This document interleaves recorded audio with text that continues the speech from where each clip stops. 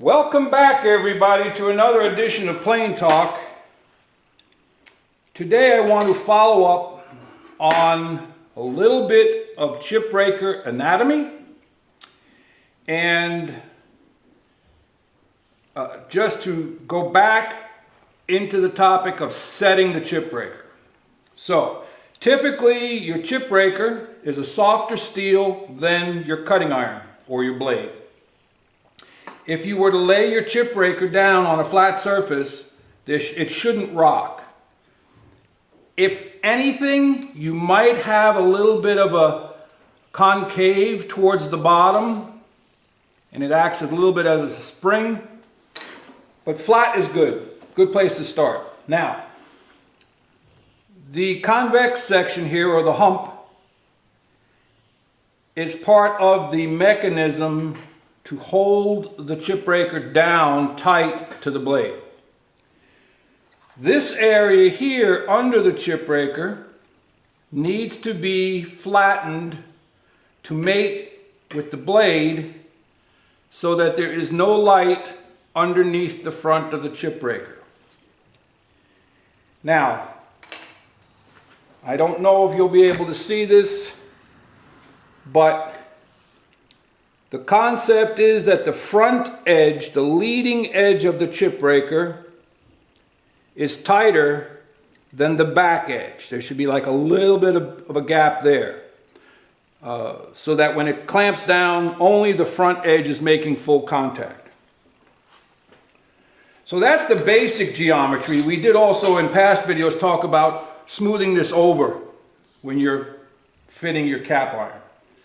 So you put your cap iron, or chip breaker as the common name is, on your blade, and you bring it up towards the cutting edge. Now here's where it gets confusing. If I were to leave this back a 1/4 of an inch, the chip breaker becomes useless as a chip breaker. It will work to advance your blade up and down. You bring it forward to about 1/8 of an inch, and at that point, depending on the thickness of your shaving, it may start breaking chips. If it's a thick 3, 4, 5,000th hogging cut, it may start breaking chips. So the closer you go, the finer the cut. If you try to take a 4 or 5,000ths of an inch cut with the chip breaker set so tight that you barely can see the light of reflecting off the front of the cutting edge, you just won't get a cut. You'll foul your mouse. So, further back, thicker cut. Further forward, thinner cut. The ultimate finest cuts, you're going to be getting close and closer and closer until you barely can't get any closer. If you go too close, your plane will tell you it will not cut. It will just bog up, okay? And what might happen is it may actually, depending on how you have your chip breaker fitted, it may force chips under here. And you have to take it all apart, clean, put it back together again. So, I don't know if that helps clarify it for some people. But for general purpose work, a lot of times I'll just have that at about a 1/16 of an inch. I don't really, if it's wood that's easy to plane, the chip breaker doesn't have to be that close. You can get faster cuts, you can get thicker cuts, you're good to go. Harder woods, dense woods, woods with figure, you got to go really, really tight, really, really close. Okay, onwards. Today, the wood du jour is bird's eye maple. Now, I've been planing away at this section here because it came from the mill skip dressed, which means they ran it through their thickness planer. And as you can see, I pencil marked in a chip that was here. And there were a few others. There was one here. A few others of these eyes had chipped out, and I marked with a pencil to work through them. What it looked like originally was more like this up here. Rough. All torn out. That's why I prefer to get my wood rough sawn, especially figured woods, because then I can sneak up on them and not cause tear out. So here's a Stanley number 5 set up with a fine cut chip breaker right up close, and you'll see we'll be getting those accordion type shavings. Okay? See that? But I'm not getting any tear out. The bird's eyes are not tearing out any more than they have from the mill. You see that? So, another one of the questions was, Walter, you're always edge planing, jointing a board. Well, that's because it's easy to do. I put it in a vise and I show it to you. But what about face planing? Okay.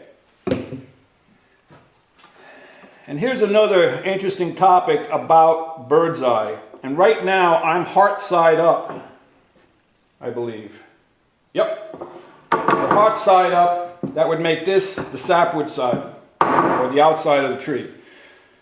But you want to make sure your grain is going in this direction, okay?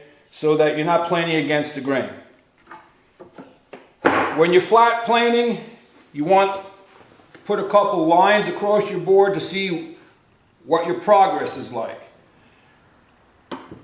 Typically, I surface plane mostly with the number 5 or larger plane. Just at the last moment, if I need to, I'll take a smoother out. The typical handhold is a typical plane on the tote, and I tuck my pinky finger in under the knob lightly, and that rolls my palm over the top of it. These 3 fingers are kind of not doing a thing. And this is mainly for steering and to aid in tilting the plane. Why do we tilt the plane? The return stroke. You can do a lot of things with the return stroke. You can tilt the plane and pull back. You can lift the plane and pull back. Or you can lift the tail and pull back. You can, of course, lift the whole plane and go back. But to save time and energy, a lot of times, most cabinet makers will tilt it slightly. So you work from either the left to the right, or the right to the left. And if your pencil lines don't disappear, just go back over that area. Okay? That's good right there. And then you proceed right across.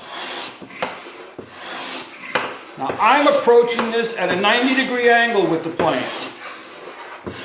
Sometimes, in order to convince the wood to behave, you might need to skew the plane, like this. Skew the plane. Okay? Took my hand away just to show you. Or you go this way. That gives you more of a shear cut. So, as you can see, I'm not getting any tear out. Bird's eyes are kind of troublesome in so much, even though you're not getting tear out, there is a fuzziness because basically they're just grain that's gone like this. So once you're done planing, you can hit it lightly with either a card scraper or some fine 220 sandpaper just before smoothing. Now, here's the other weapon of choice, the Lie-Nielsen 62.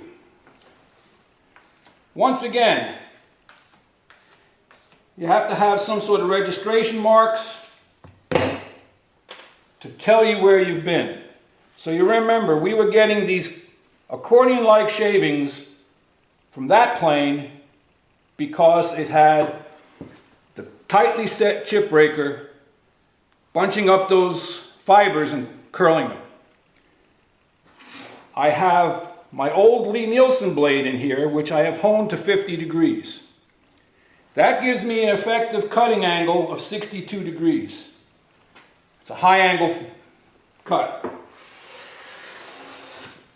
See the difference in the shaving? It's shaving more like a regular plane.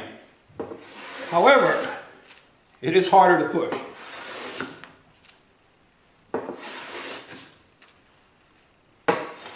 So once again, we go across the whole plane, the whole board, see where we're hitting, where we're not. Repeat it until all your pencil lines are gone.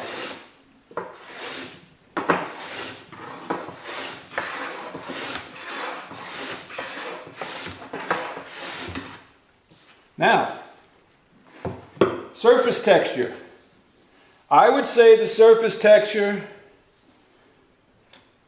is better with the high angle blade and the Lie-Nielsen 62.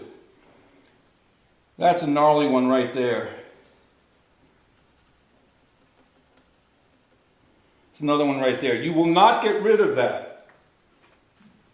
What you will do is create a perfectly smooth surface which is ready for finishing. Okay, lift the plane if you want, all the way like this. Mind you, this hand is not putting down pressure once the knob's over the front of the plane, the front of the board. See, I can take it completely off. So you see the difference in the shaving, but they basically do the same thing. Need a little more work back here.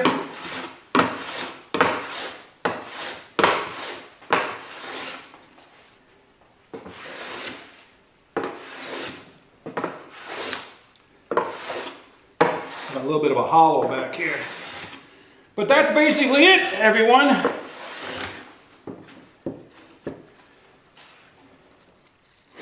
See how I have that blade set up? It's feathered out, it's cambered a little bit, so it's feathered out to one side and the other. I'm taking an ultra thin cut. I probably could go a little thinner. Let's try. Yep, as you can hear, I'm breathing a little hard. It will give you a workout.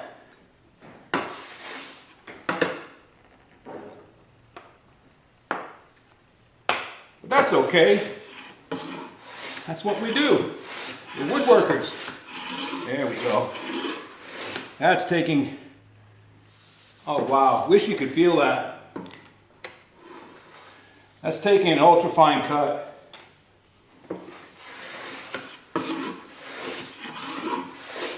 So that's bird's eye hard rock maple. Face planing. Heartwood side. First with a Stanley number 5, then with the Lie-Nielsen 62. High angle, hone, 50 degrees.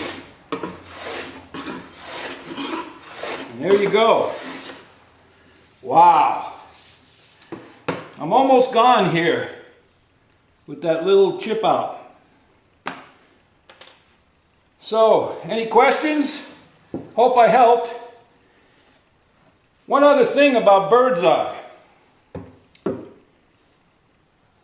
Bird's eye figure is visible mostly in the face grain. Edge grain, it loses something. See face grain? See how all these knots are torn out? That's why I don't like getting wood that's been pre-planed. They all have to go away. So I'm going to lose a good 1/16 or more on this side. Okay?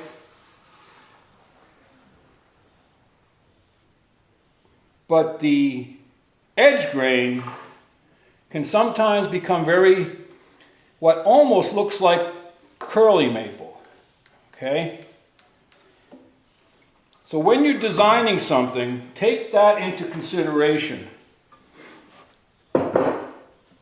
I like bird's eye in drawer fronts, in box lids.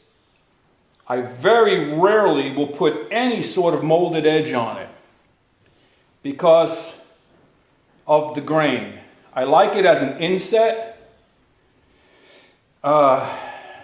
In turnings, if I take a piece like this, I can make a very fancy plate out of it. But you have to be careful because you lose a lot of that beautiful grain.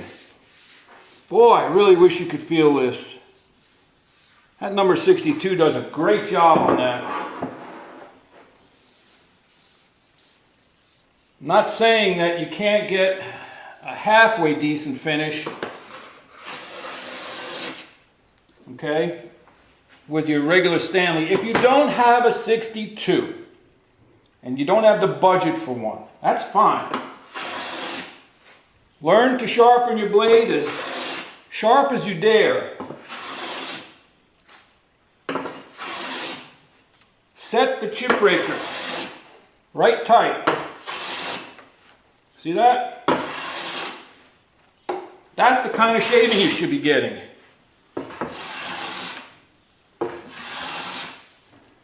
Okay? Set it to cut as thin as you can and still get a shaving. Mind you, I haven't lubricated this one in a bit. That's better.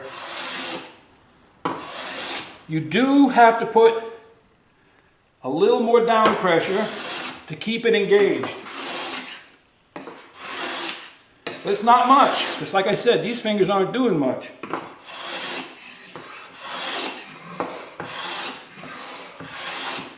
And don't wear out your blade by pulling it back over it.